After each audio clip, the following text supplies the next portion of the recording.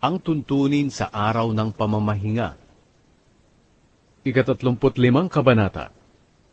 Tinipon ni Moises ang buong mamamayan ng Israel at sinabi sa kanila, "Ito ang iniutos ng Panginoon na gawin ninyo. Sa loob ng 6 na araw gawin ninyo ang mga gawain ninyo. Pero sa 7 araw ay magpahinga kayo, dahil banal ang araw na ito at para ito sa Panginoon. Ang sino mang magtrabaho sa araw na ito ay papatayin. Kaya huwag na huwag kayong magtatrabaho, kahit na magsindi ng apoy sa bahay ninyo, para magluto sa araw na iyon." Ang mga handog para sa toldang sambahan. Sinabi ni Moises sa buong mamamayan ng Israel, "Ito ang iniutos ng Panginoon na gawin ninyo. Maghandog kayo sa Panginoon mula sa mga ari-arian ninyo.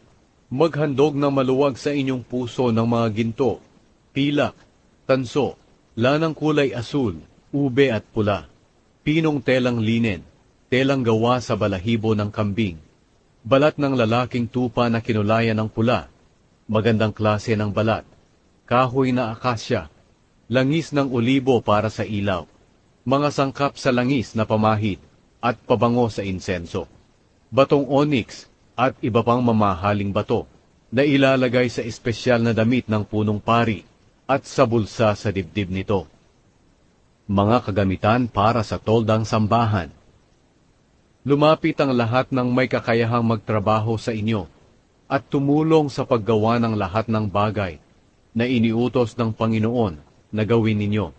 Ang toldang sambahan at ang mga talukbong nito, mga kawit, mga tablang balangkas, mga biga, mga haligi at mga pundasyon, ang kahon ng kasunduan, at ang mga tukod na pambuhat, takip at kurtina, ang mesa at ang mga tukod na pambuhat, at ang lahat ng kagamitan nito, at ang tinapay na inihahandog sa presensya ng Diyos, ang lalagyan ng ilaw at mga kagamitan nito, ang mga ilaw at ang langis para sa ilawan, ang altar na pagsusunugan ng insenso, at ang mga tukod na pambuhat nito, ang langis na pamahid, ang mabangong insenso, ang kurtina ng pintuan ng tolda, ang altar na pinagsusunugan ng mga handog na sinusunog, at ang parilyang tanso, mga tukod na pambuhat, at ang lahat ng kagamitan nito, ang tansong planggana at ang patungan nito, ang mga kurtina sa palibot ng bakuran ng tolda,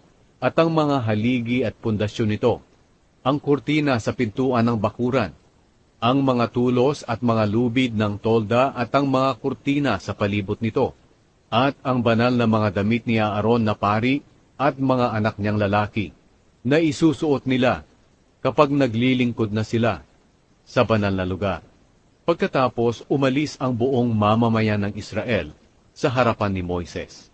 Ang lahat ng gustong maghandog sa Panginoon ay nagdala ng mga materyales na gagamitin sa paggawa ng toldang tipanan, at ang lahat ng kagamitan nito, at mga materyales para sa mga damit ng mga pari.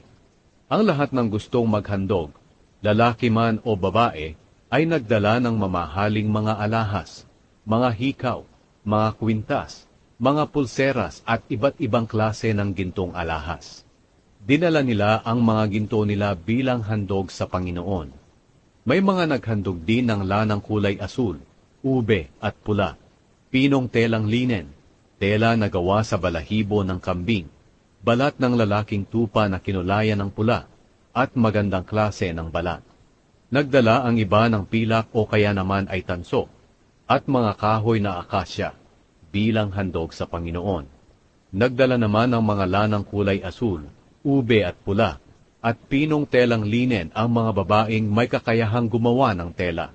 At ang mga babae namang marunong gumawa ng tela mula sa balahibo ng kambing ay kusang loob na ginawa nito.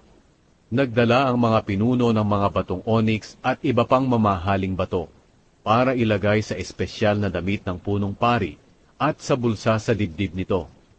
Nagdala rin sila ng mga sangkap at langis ng olibo para sa ilaw, para sa langis na pamahid at pabango sa insenso.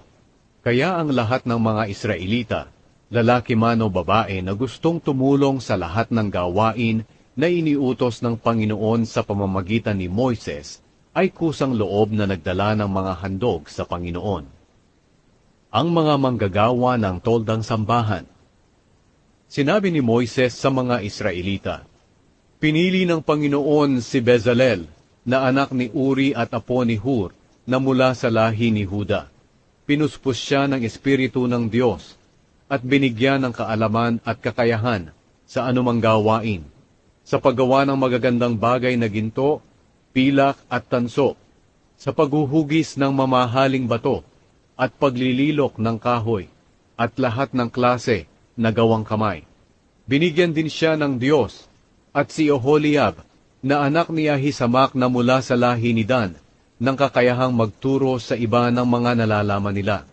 Binigyan sila ng Panginoon ng kakayahang gumawa ng lahat ng klase ng gawain, ang pagdidisenyo, ang paggawa ng tela, ang pagbuburda ng pinong telang linen, at ng lanang kulay asul, ube at pula. Kaya nilang gawin ang kahit anong klase ng gawain, at napakahusay nilang gumawa.